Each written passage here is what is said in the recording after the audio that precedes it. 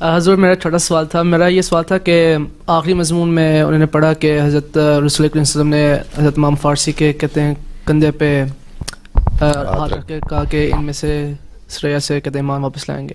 تو حضرت مسیح موعود علیہ السلام کا ڈائریکٹلی کوئی حضرت سلمان فارسی کے ساتھ کوئی لنک ہے؟ یہ چھوٹا سوال نہیں، بہت بڑا سوال ہے.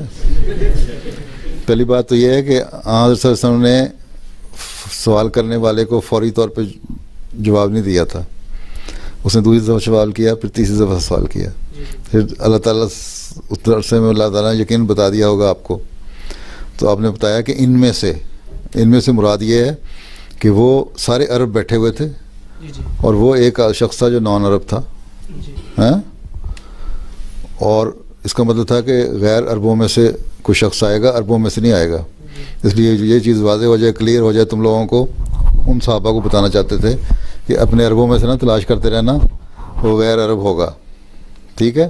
نمبر دوسری یہ کہ فارسی الاصل ہوگا، ڈائریکٹ لنک ہو نہ ہو.